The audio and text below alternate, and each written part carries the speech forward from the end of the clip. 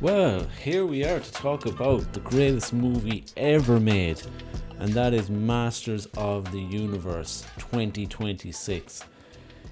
Yes, the greatest movie ever made. I am not long home from watching it, and I went into it a little anxious because I wanted it to work. I wanted it to be everything I hoped it would be. And I will tell you, it was that. It was all I hoped it to be. Did it let me down in parts? Sure.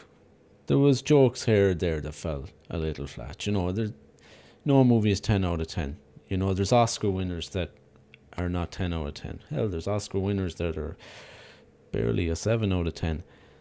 But they don't even come close to Masters of the Universe. Wow. This movie blew my socks off. And, I'm 48. I'm a grown man.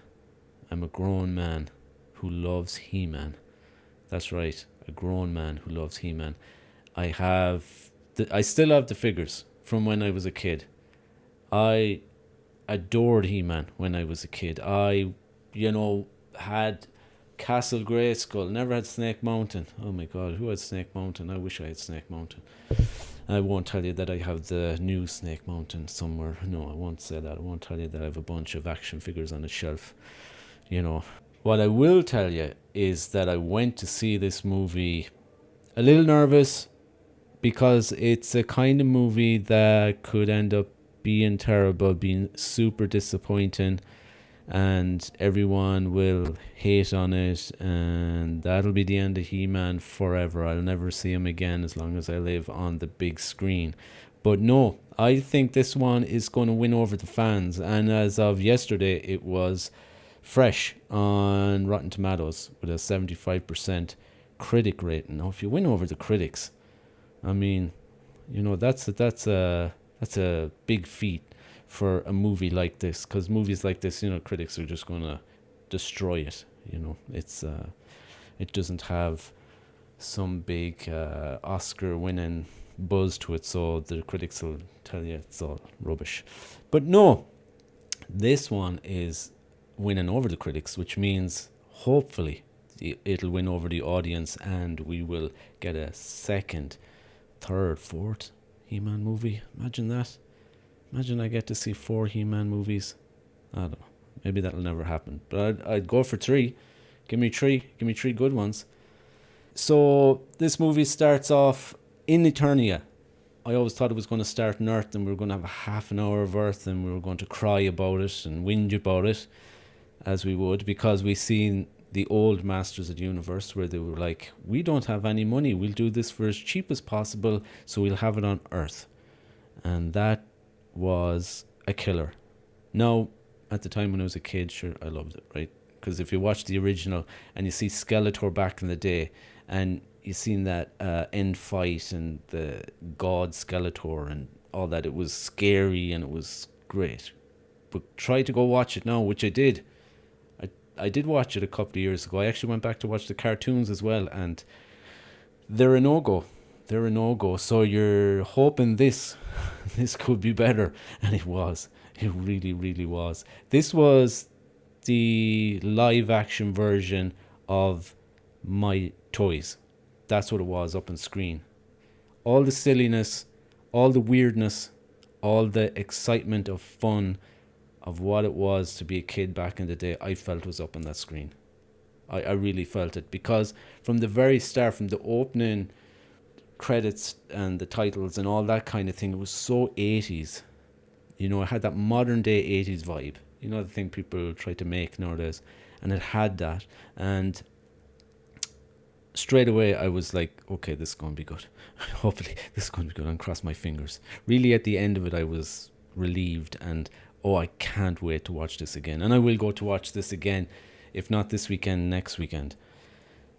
I don't have a whole lot of complaints, only for that some of the humor fell flat a little bit here and there. Nothing crazy. I mean, we're not talking Thor Love and Thunder, Thor Love and Thunder, which was, that's a heartbreaker. Yes, there's humor. Yes, it's silly. some of it falls flat, but it actually works the whole way through for me. You gotta look at Skeletor as the classic villain he is, but for this world, not for the cartoon. And he still has the insults, and he still has the laugh, but he's much scarier in this than he would be in the cartoon, and it works. I loved it. I love Skeletor, even though the actor Jared Leto is, from all accounts, a complete scumbag.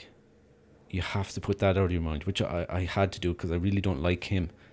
But Skeletor on screen, fantastic. Wish I had more of him. Wish we had more Evelyn, because Alison Brie was killing it as Evelyn. She just didn't get enough time. I could have done with a couple of more scenes with her, and if they make a part 2, I'm going to guess she'll get more screen time. And of course we got, Trapjaw, Beastman. There's one other guy in it that was in the movies, and I couldn't recall his name, and I'm going to have to look it up after. And I don't think he was in the cartoons. He was in the movie, the guy with the white hair, that monster. But there was other guys there. I can't believe I couldn't believe I was looking at Trapjaw. I could not believe I was looking at Trapjaw. Maybe my favorite figure at the time when I was a kid, and I couldn't believe I was seeing him fight He-Man. I'm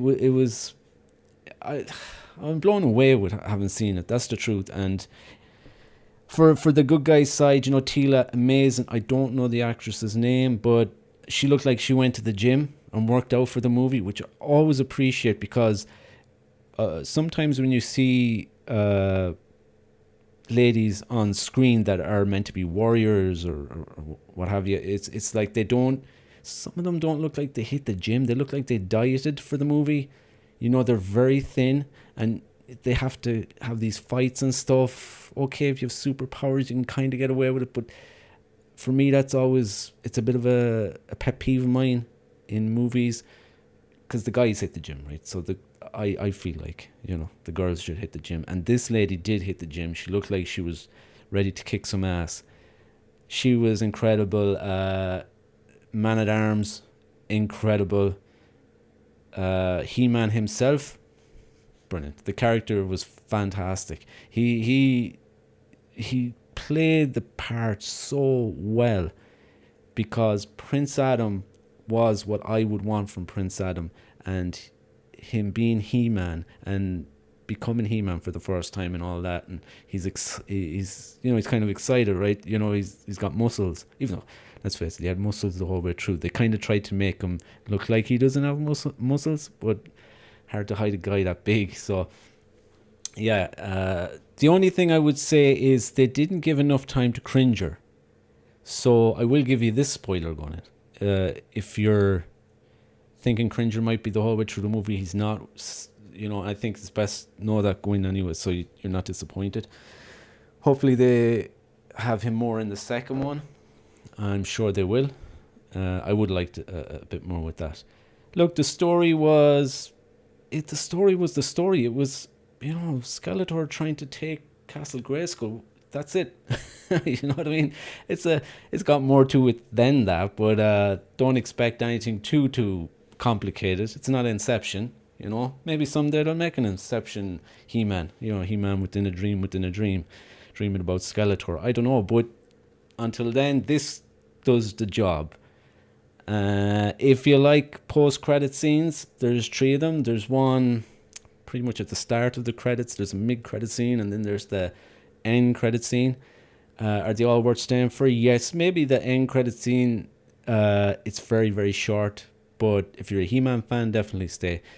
The mid-credit scene is the one that was very exciting to me, and it has to be, I'm assuming, what leads to part 2. And please let there be a part 2. Please let there be a part 2 to this, because I would love to see that movie. I would love to see that. So at least stay for that, especially if you're a He-Man fan. If you're not, it's still cool. It's still very cool. You'll get the gist of what's coming next, and if you're a He-Man fan, you'll be excited.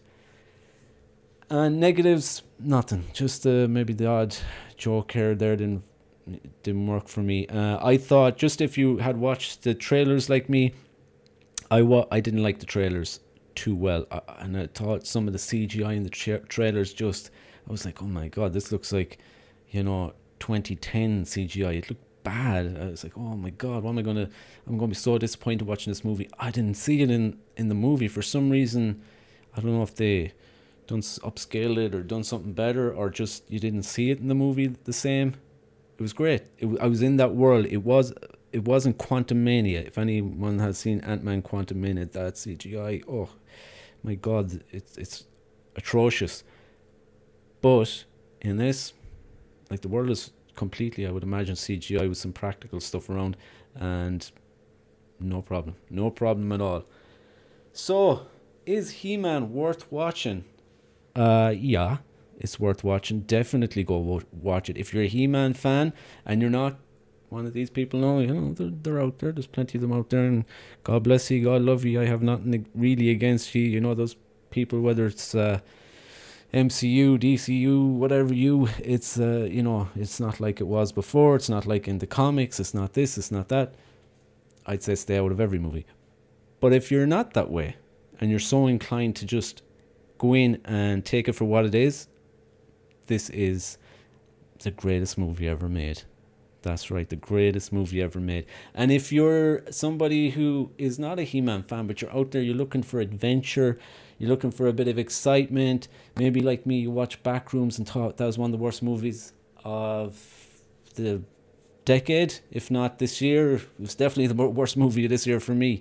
And maybe you've watched Obsession already, and maybe you're like, I just want something exciting. I don't want horrors, I don't want drama, I want something fun, exciting, colourful.